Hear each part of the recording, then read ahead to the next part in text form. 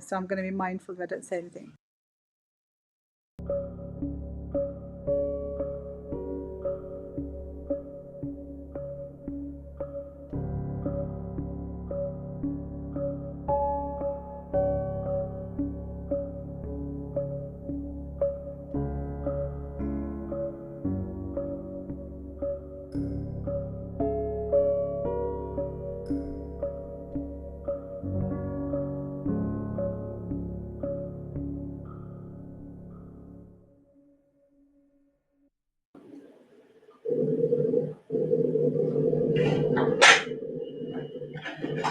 I need to unmute myself. I think we're live now in next 5 seconds from what I can see on LinkedIn, but then sometimes it's delayed.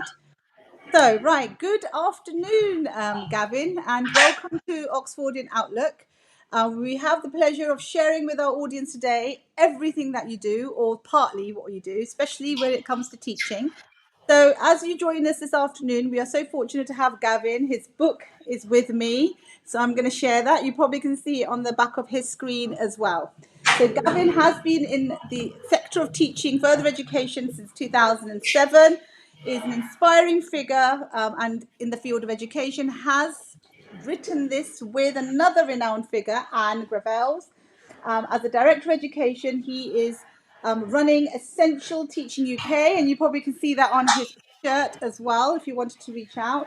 And he has a wealth of experience, not just in education, but in the sort of health industry. He's been a paramedic and has taught in that sector too. So he brings to us all today a wealth of experience, and we're going to find out a little bit more in terms of why teaching. So welcome, Gavin. How are you today? I'm great, and thank you for inviting me today. And really good to be able to come at this crucial point, which I see as one of the most up-to-date changes we've had in the FE and skills sector for 14 years since the DETLs and the DET, so the Diploma in Education Training, came in and out of qualifications, and it is currently the most key, vital key qualification, I feel, for unqualified teachers at the moment. So thank you. Thank you. And just to when I ventured into this industry of further education and teaching, coming from the traditional, I would say, conventional route, I wasn't familiar with the DETLs and then the DET, now the DIT. So if you don't mind just shedding a little bit of light, because there might be some in the audience just like me who probably think, what is Gavin talking about? Not heard of that before. Just so they have some understanding, and then we'll go into the sort of bit more comparison model later. I'm sure you probably have a timeline that you can share. I can, and I think one of the things that we should emphasise is that a teaching qualification, so initial teacher training, is predominantly the same at whatever route that you take, and whatever sector you want to work into. So very much the teaching framework that sits underneath all of those qualifications, be it what was in FE sector, the DETLs, the Diploma in Lifelong Learning, the Diploma in Education and Training, the Diploma in Teaching, all of those have the same framework underneath them, as does actually the PGCEs, the Postgraduate Certificate in Education, be that secondary or further education, has a very similar framework underneath it. So it's a little bit like when you go in shopping at the supermarket. There's lots of labels out there, there's lots of covers and fancy writing, and some things are even called different. But absolutely, the key part of it is that framework that sits underneath it is that common core piece throughout. So the big change that we've got is not people becoming qualified, and there's certain routes from that they can come into. It's what this has done. This change hasn't changed the framework as such. What it has done is it's updated the framework to today's teaching rather than 14 years ago.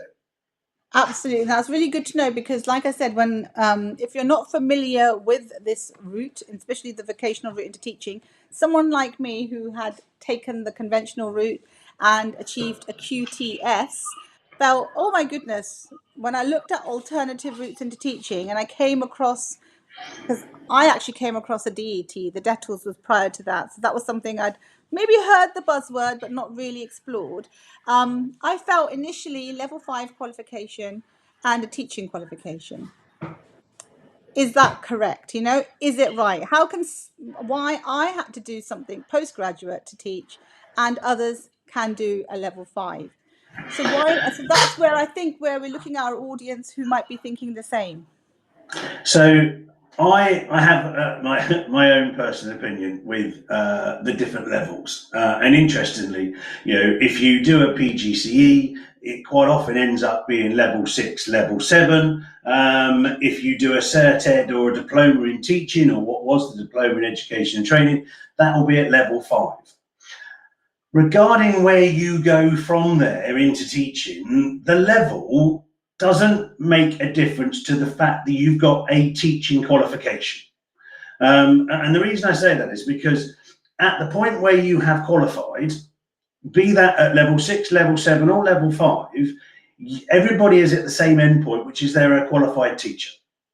Yeah. Now, historically, those that do level 5 are those that are non-graduates and come from a vocational route, and those that do the PGCE at level 6 or level 7 are those that, one, have come from a graduate route, and two, are looking to do a master's afterwards, and they get associated master's credits from doing a higher level PGCE.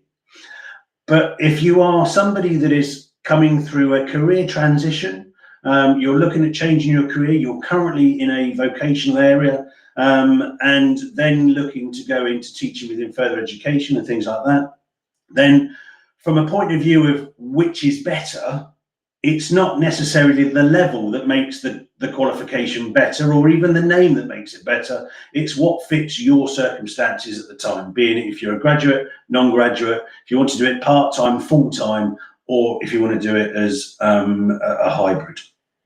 And that's precisely what I'm sure a lot of people in the audience would benefit from, because that was something that I was not aware of, and I had to go away and actually sort of relearn because hadn't heard of it before. And now when we still talk about it, we still have people out there who can feel skeptical because, like you said, the labels are there, but not everybody's going to know all the labels in a supermarket, and that's the way we have to share that. So I'm going to go back a little bit when you said that you were in the paramedic industry, because I know I launched straight into understanding the different terminology of the qualifications. But what brought you to make that shift from being a paramedic and then teaching? So I was very fortunate that I spent 20 years in the armed forces. I was in the Royal Navy as a medic for 20 years. 20 years in the Navy, 15 of that as a medic. And then I had the opportunity to do my teacher training, become qualified as a teacher, go to university and do a degree. And actually what that ended up is me changing career completely to what the Navy calls as a training manager. And my specialism was in education. So I ended up delivering diploma in education and training for the military while serving, and also the award in education and training, and the certificate in education and training. And at the point I decided that I wanted to leave and do something different, it was for me a really natural progression to then start my own company, Essential Teaching UK, and then deliver what initially was then the diploma in education and training for those that want a career transition like myself, because absolutely, although mine was very much a longer period of time, that's exactly what I'd done. I'd transitioned from being a medic into teaching. And I think that's something that's really pertinent, because this particular qualification allows people to shift from the occupation into education. And I think it's important that people understand how, and that occupational competence, I think that buzzword was something that was new as well to me when I heard that you're coming into this qualification to teach because you do have the occupational competence. You've got the experience. And now this particular teaching qualifications is probably the shift that people don't understand is it's not about the subject specialism here. It's about those nuts and bolts, the pedagogical and methodological approach to teaching that they're going to get. And like I said, when I went out, that was the bit that I had to hold on to and share. So I think It, lots of it, people. yeah, it absolutely is. And what it it does is it makes you a dual professional, because you are a professional in your current or previous career, and that could be anything from construction to health and social care to law to food, hospitality, catering, all of those sorts of professions, and more. And then you do your diploma in teaching, which is then exactly as you said, that's the pedagogical principles and assessment and all of that element of training, meeting learners' needs, nurturing learner dynamics, and bringing your experience, your skills and qualities and experience that really matter, and then giving you the ability to use that powerful tool of the experience you've got to inspire and educate the next generation.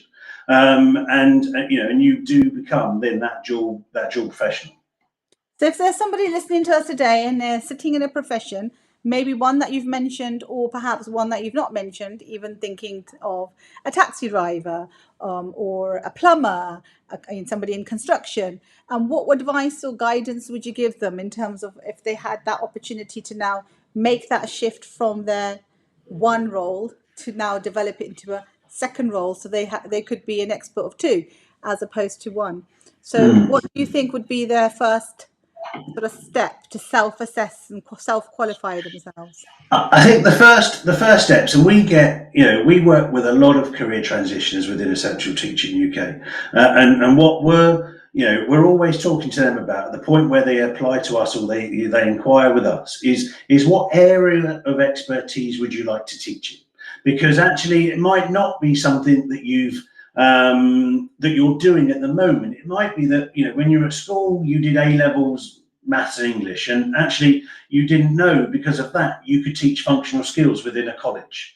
It might be that you have other qualifications outside of your current employment, that are a requirement for being taught within further education and the like. So what we ask people to do is kind of reflect on where they want to be in teaching terms in 2 or 3 years' time.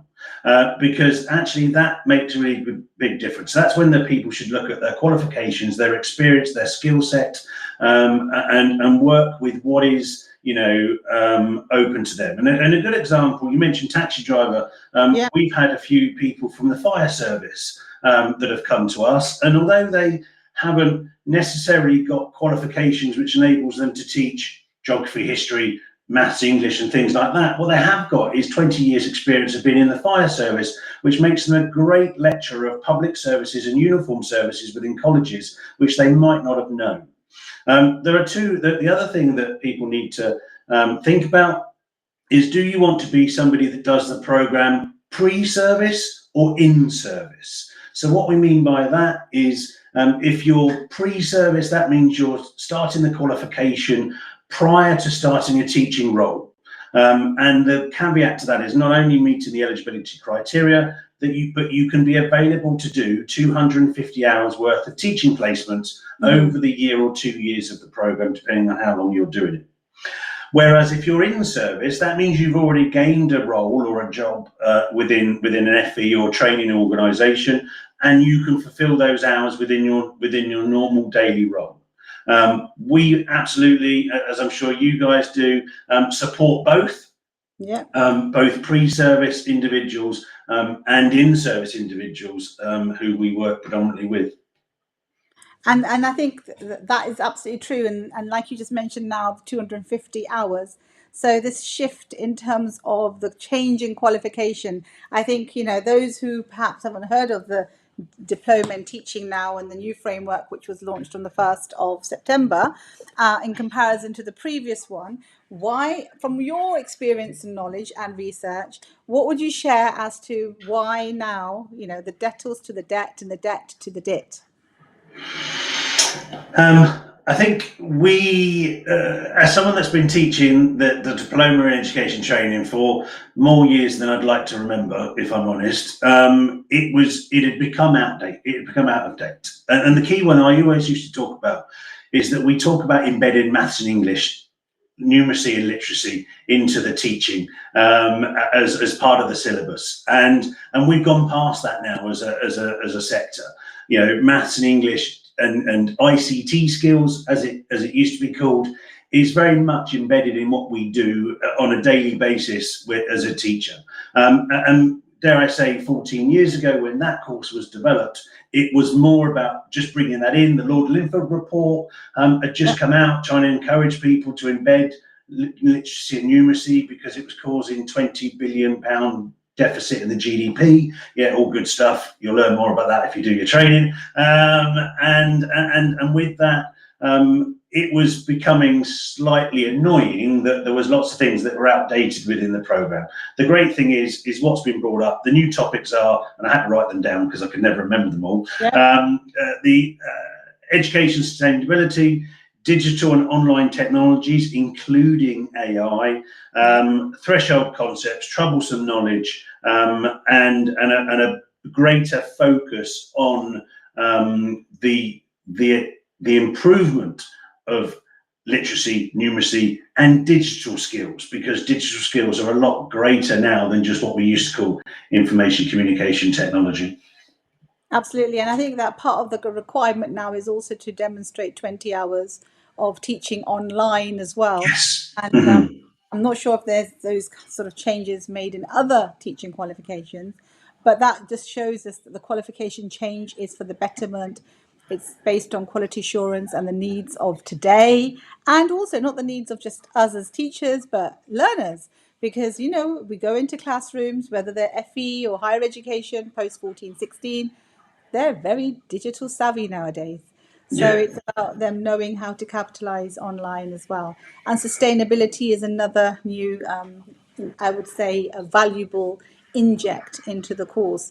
So just to reverse back then, we've talked about experience, we've talked about dual careers, we've talked about labels and different terminology. And I think anybody who takes away today that this is as good as a teaching qualification as any, maybe now we can sort of share what are the different routes again, and a bit more so that people can see, you know, where am I and which option suits me. Because when I started delivering this qualification, it's not as long as you know, I've been in the industry and taught through the other routes and been a managing mentor through the PGC and the SKIT, but the DET relatively new, I'd say my third cohort. The barrier to, I would say, enrollment was the credibility in terms of comparison. And it would be, you know, if I do this, is it going to get me the job? You know, is it going to be accepted in institution? Can I use it to teach abroad? So all of those sorts of questions where most, if you see adverts for international teaching, or generally they would say, you know, QTS more so than QTLS. So if we have a little bit of discussion on that, I think it will give people peace of mind. So I think you just mentioned there, you know, the QTS and the QTS route. Now, clearly, as a SECT practitioner and someone that sits on the board, I'm going to be, you know, really proud and upbeat for QTLS, and I think it's a great thing for the FE sector to have. Whereas QTS, primary and secondary holders, you know, teachers tend to have that, and you know, but likewise, like yourself, teachers come from primary and secondary into FE.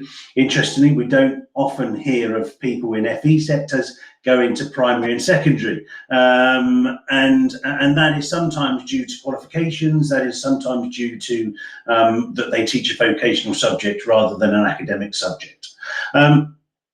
What I would say is that the routes as a result of the new course, so the diploma in teaching, are have narrowed, and narrowed because it's now more quality over quantity.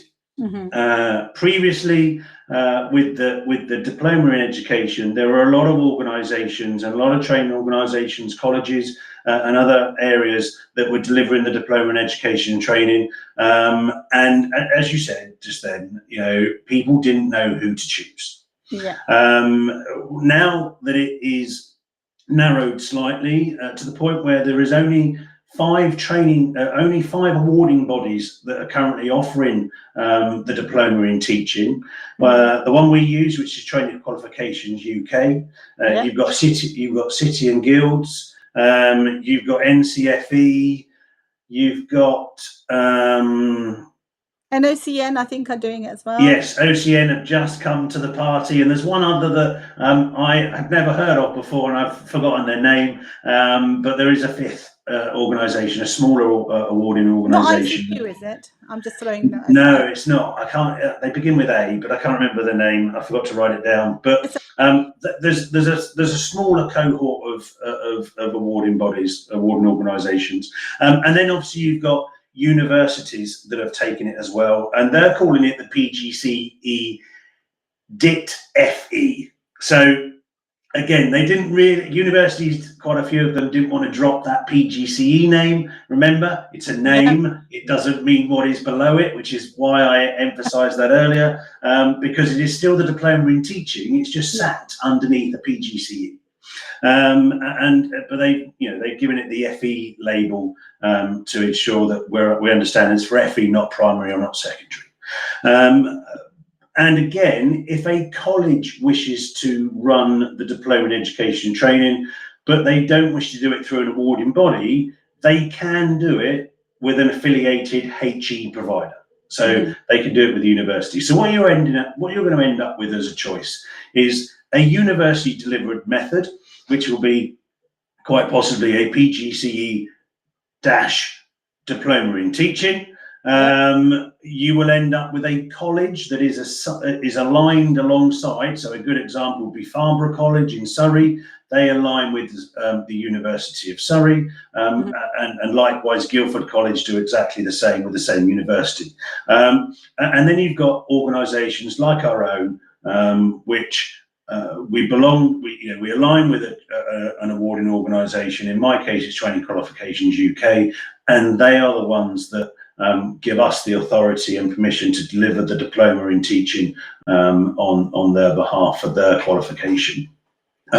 Likewise, probably a good time to mention now is because the common element is the framework. That does mean that every awarding body has been allowed to design the course differently. Yeah.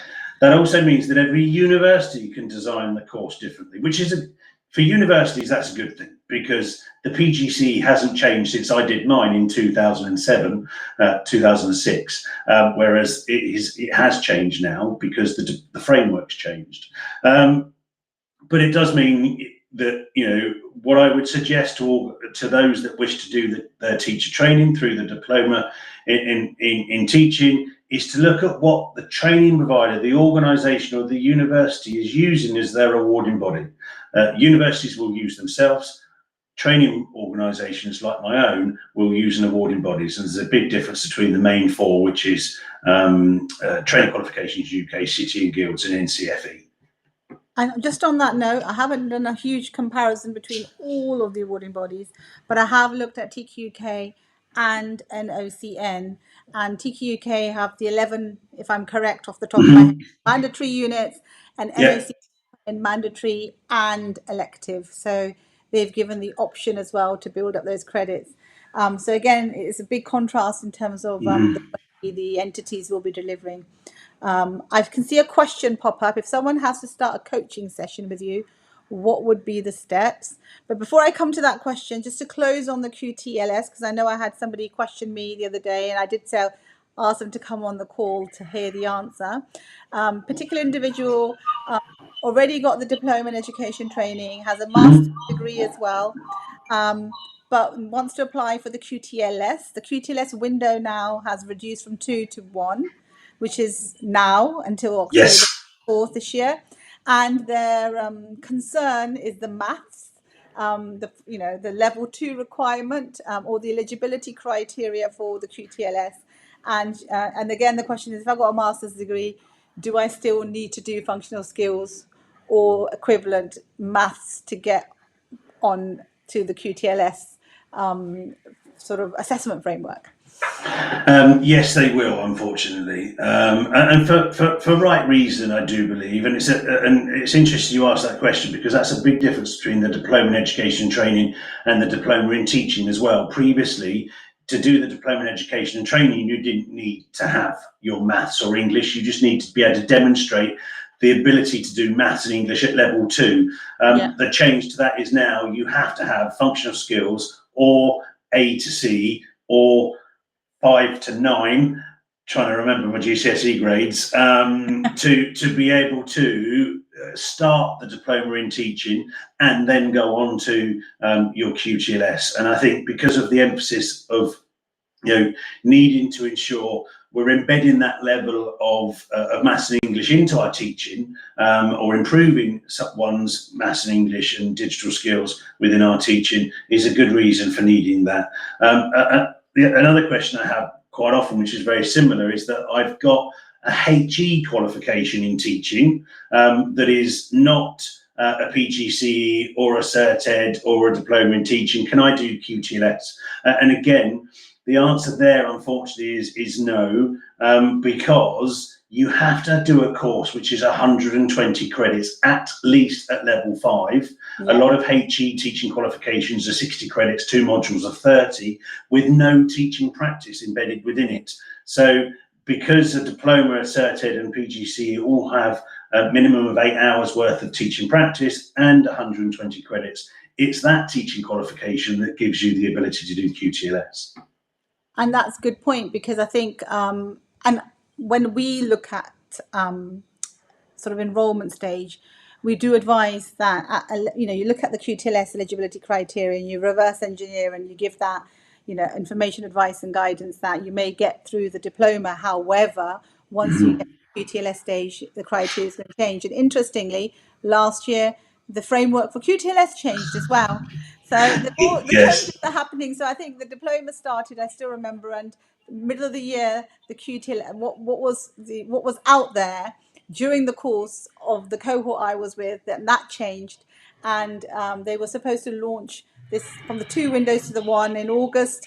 1st of August, moved to 15th, I believe, and then it was till the end of November. I can't remember exactly, but something like that. Whereas this year it's even shorter. I think the closing date is the 24th of October. They have to apply, and then it actually starts in January. So going back to the previous question, because I've got here as well, I'm going to, looking at international candidates, the coaching steps. I think that's an important one. If somebody was to, with yourself or get on board, what would be the steps to be coached? And at the same time, with that question, I think it's important the mentoring within this new diploma in teaching, because you've got to have 2 mentors now. And it's actually stipulated, whereas in the DET it was loosely present, Yes. but not Yes. there. Absolutely.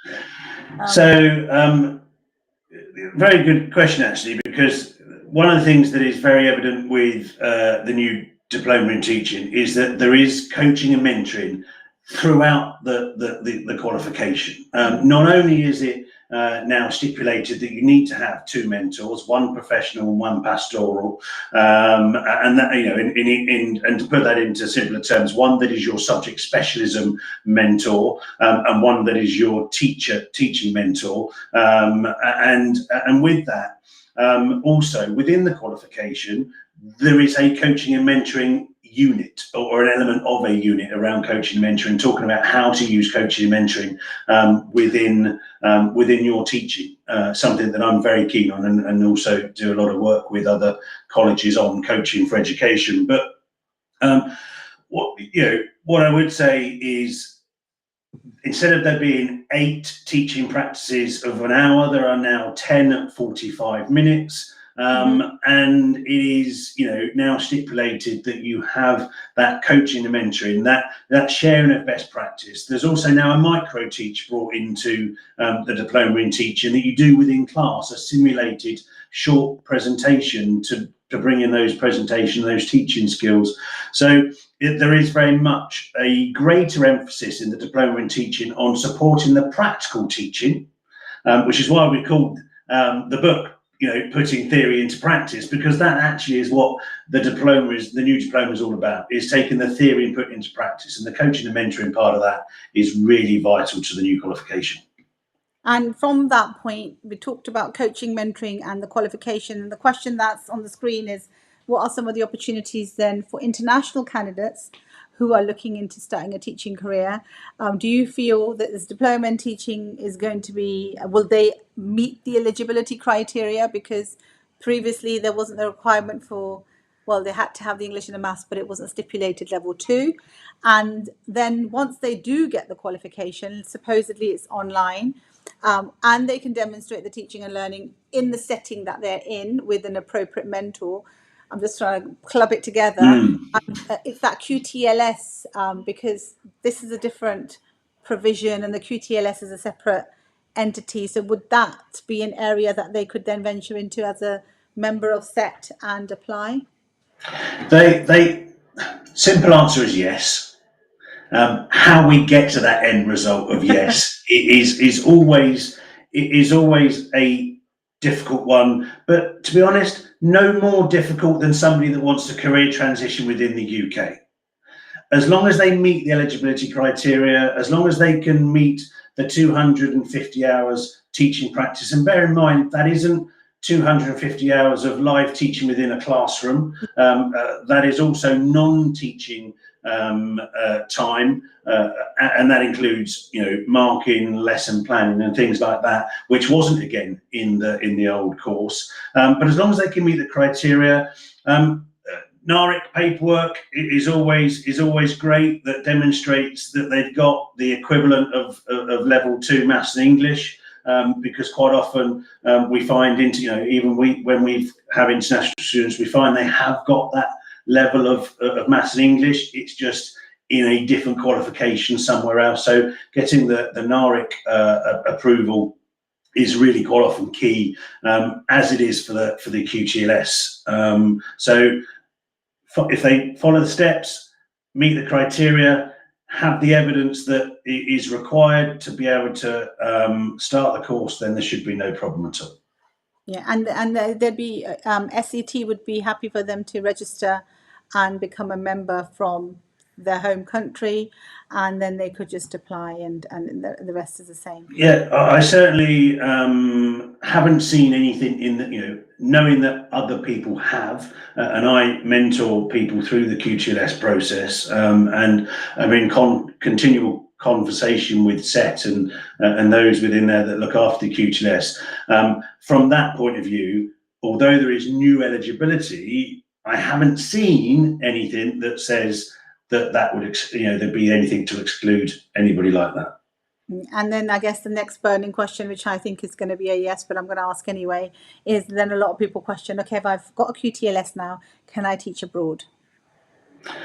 So obviously we're then looking at the reverse, isn't it? Someone that's qualified within the UK that wants to then go abroad, and again, it is yes, they can. What I'm going to caveat that with is the same as I do with people that want to work within the UK, is that because our colleges and our academies are not state governed, that does give the academies and the colleges an element of flexibility in what they employ and what they don't employ. So, and a good example is the QTLS. The QTLS is not mandated. In my opinion, it's a must-have, but in other people's opinion, it's a nice-to-have. So with that, depending on what qualifications you've got, what previous experience you've got, there are absolutely roles for individuals inside the UK and outside the UK with the diploma in teaching, but it will depend on the employing organisation.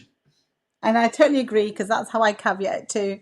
I would say an inquiry, somebody with PE teaching experience, not a bachelor's degree, but at a level 3, maybe heading towards a level 5, doing the DET, can I go and teach in Dubai? And I said, well, the thing is, you're going to have, it depends how you compete against your competitors, there's going to be a lot of interviewees, and it depends on who's recruiting and what they're looking for, and it's not just about the qualification, it's about how you come across that interview. So it is one of the things that we have to really emphasize. I'd say as well, it works the other way. We've had people that have been within the FE set, and I know earlier I said that not many people go from FE to secondary, but actually, we've had a number of chefs that we've brought through the FE route, and then once they've got their QTLS, they found themselves then teaching food technology in a secondary school. Yeah. And actually, prior to them doing their diploma, they either had a level 3 or a level 4 I'm normally quite flippant. I normally say it's level 3 in cutting carrots, but for today it's level 3 in catering. But that is the qualification they require to teach food technology in a secondary school. So the reason I mention that is it's not always graduate routes only. For some of the other areas, there are different options to that. So now that we understand basically what the diploma in teaching is, previously what it was called, what other options there are, the fact that it's the same framework. Well, it's a framework, it's not the same framework that enables you to teach. Doesn't matter what it's called. Now, coming back to achieving your diploma in teaching and putting theory into practice, how are the new resources do you feel tailored to address the curriculum requirements? So Anne and I spent a lot of time looking over this because everything that we've spoken about so far with the different providers, the different universities, the different awarding organisations, they didn't make mine and Anne's job particularly easy because, as you've already said, if you look at OCNs, they've got mandatory and optional modules. And then we've got TQK, which have stayed very much with the all mandatory and the framework. So when we were looking at trying to write the book and make sure that we could cover all, that's why we've then, for fun, I don't know if it was fun actually, but we then went away from everybody's route of how they were doing it to come up with what we felt was a very much a teacher's route into teaching. So we took the whole framework and then brought it through into what you will see in the book as 9 modules that if completed in that order, and if the if the training provider that is delivering the program follows that order, then everything is covered in a very logical way to build the unqualified teacher into the qualified teacher, starting with a module that should have been in the diploma in education and training years ago, which is what does it actually mean to teach in FE? The first chapter, the first element is very much about that professionalism, professional practice, and teaching in the FE sector. And then we build on that from there, right up to the end where we talk about professionalism and improving your teaching practice. Thank you. And on that note, it's a bit of a controversial question now.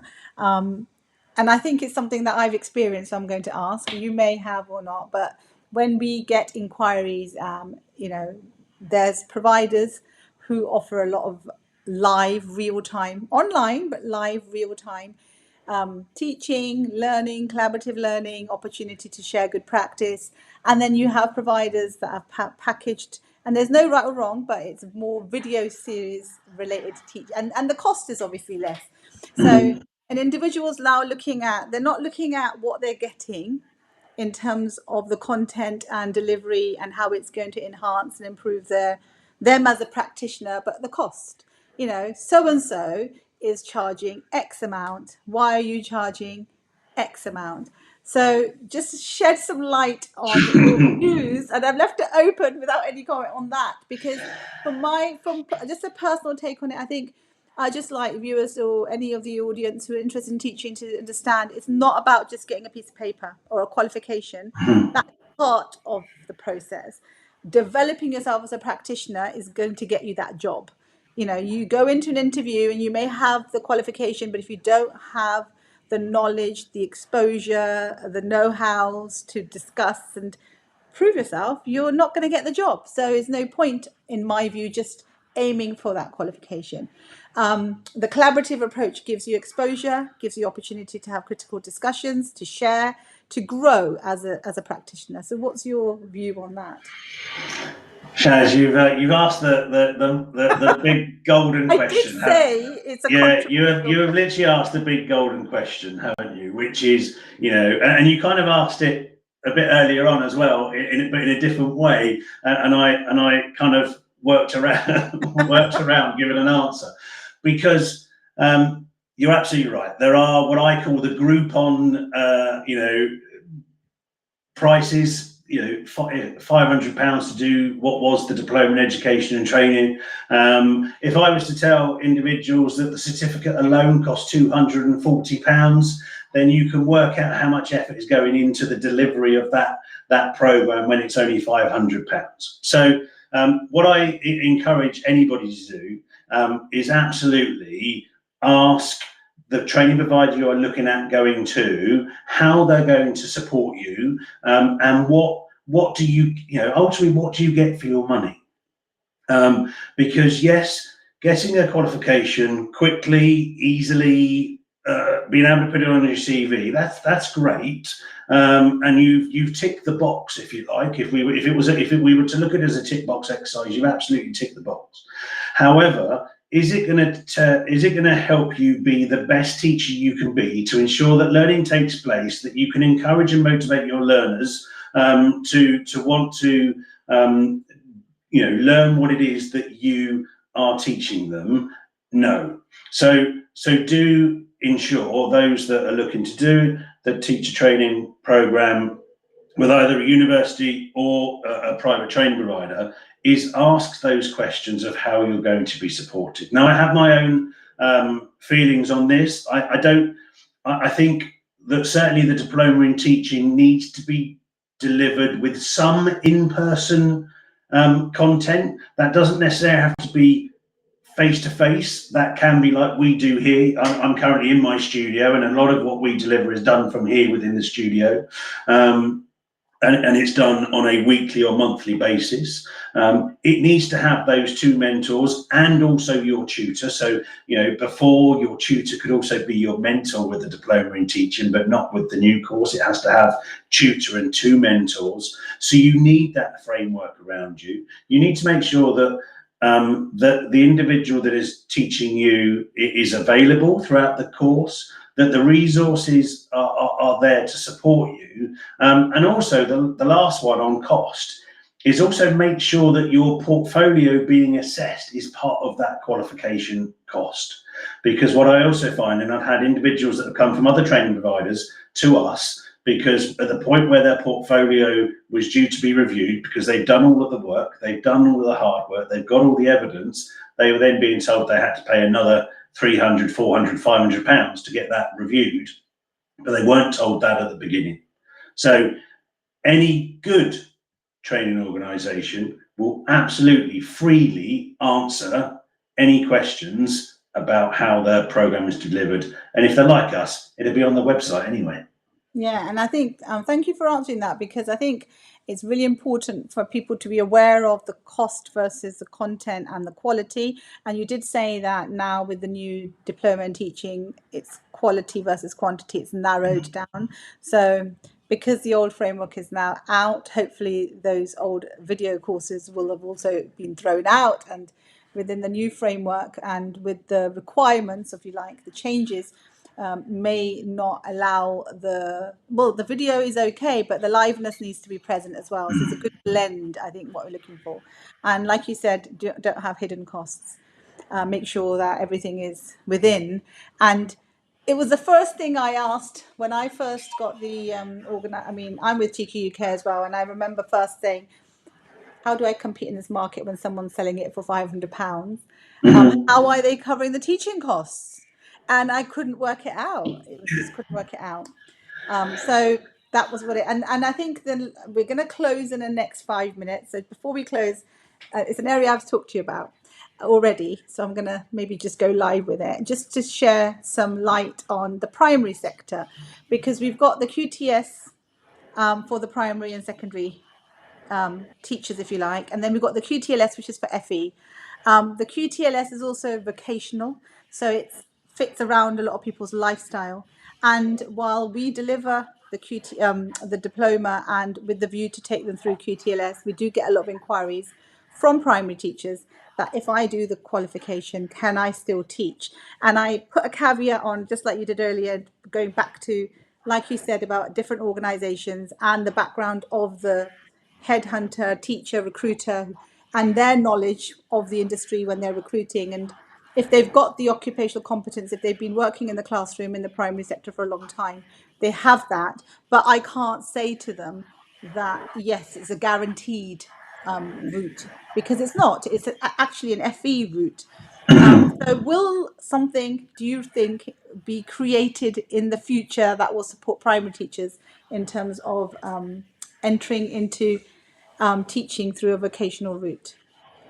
So, what's due to come out actually in September next year is a new teaching apprenticeship.